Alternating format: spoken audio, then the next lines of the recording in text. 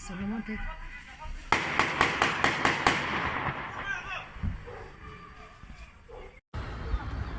En exclusivité.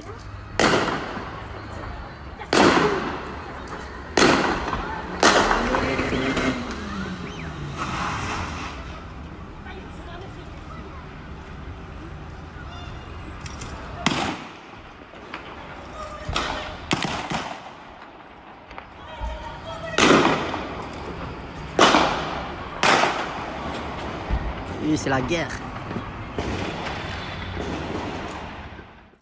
La scène que vous venez de voir ressemble à un film d'action.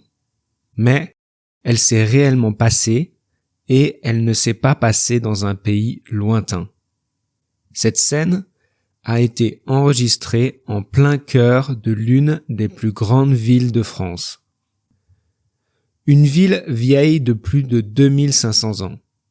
Connue pour son soleil, sa délicieuse cuisine méditerranéenne, cette ville a malheureusement une autre réputation aujourd'hui. La réputation d'avoir beaucoup de problèmes de violence et de narcotrafic.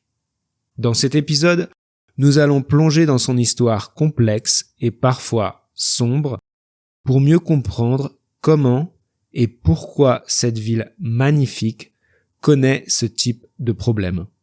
C'est parti pour un voyage à travers l'histoire cachée de Marseille.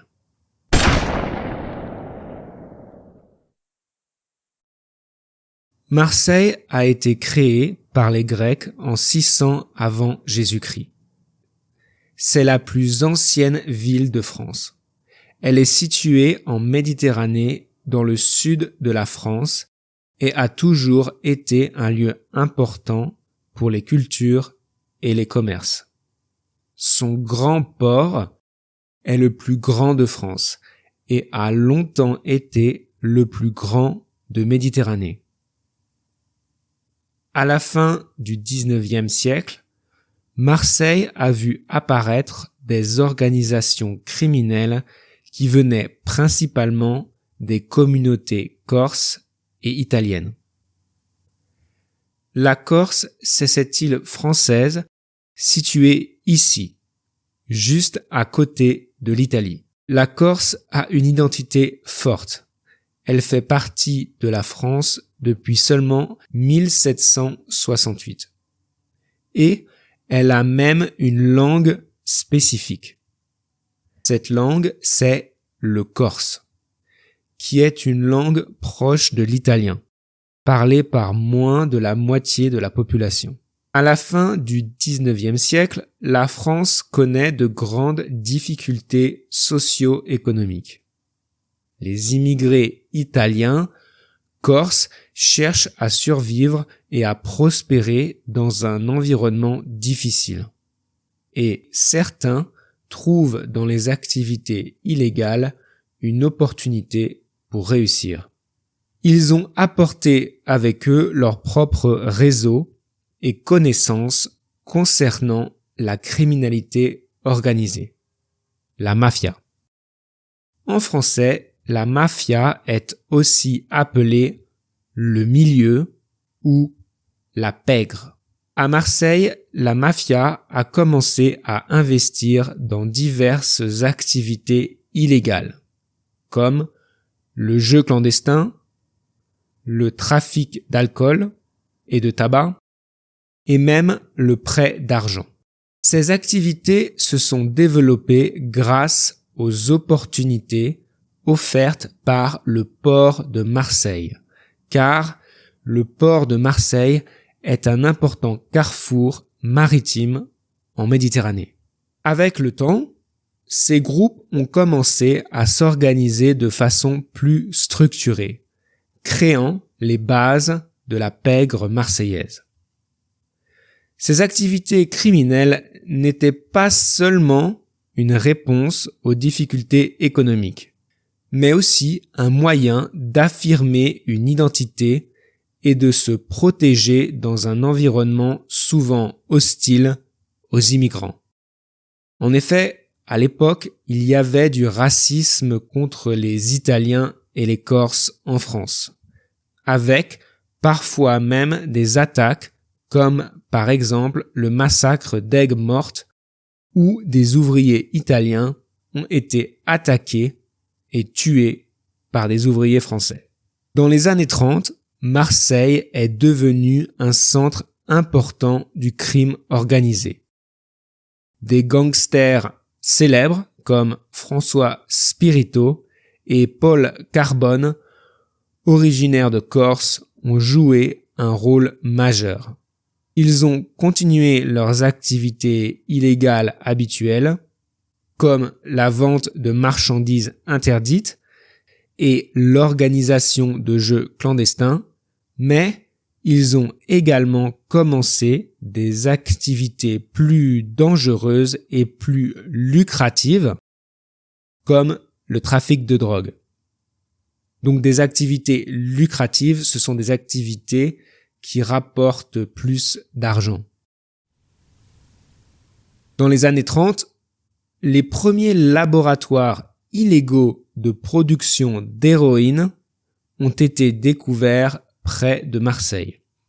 Beaucoup de ces laboratoires étaient dirigés par Paul Carbone. Le milieu criminel corse était impliqué dans la production et le trafic d'héroïne, principalement vers les États-Unis. L'opium venait principalement d'Indochine, colonie française, puis de Turquie. Ensuite, l'opium était transformé en héroïne dans les laboratoires à Marseille. L'héroïne de Marseille était considérée comme de haute qualité.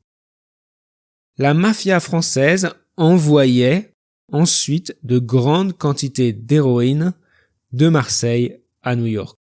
Après la Seconde Guerre mondiale, beaucoup d'héroïne venant de France a été trouvée à New York.